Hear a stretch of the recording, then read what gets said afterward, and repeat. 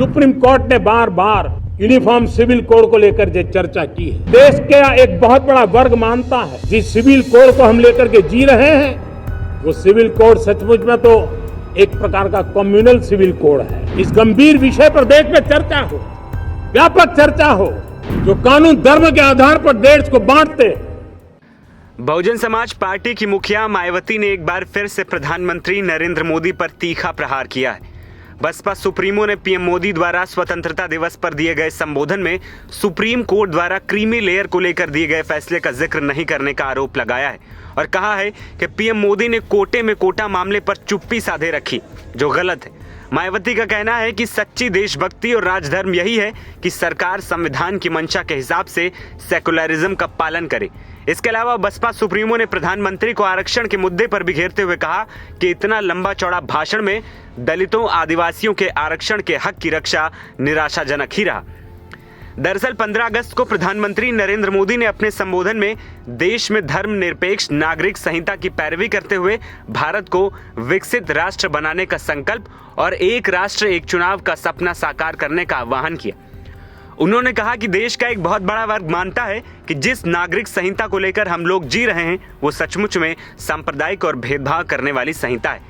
मैं चाहता हूं कि इस पर देश में गंभीर चर्चा हो और हर कोई अपने विचार लेकर आए।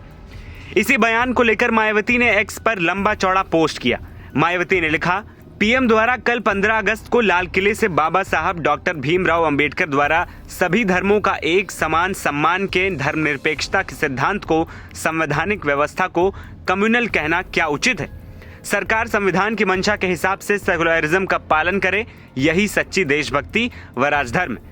माया ने आगे लिखा कि इतना ही नहीं बल्कि पीएम द्वारा देश की अपार गरीबी, बेरोजगारी, महंगाई व पिछड़ेपन आदि की ज्वलंत राष्ट्रीय समस्याओं पर इससे प्रभावित करीब 125 करोड़ लोगों को उम्मीद की कोई नई किरण नहीं जगा पाना भी कितना सही है।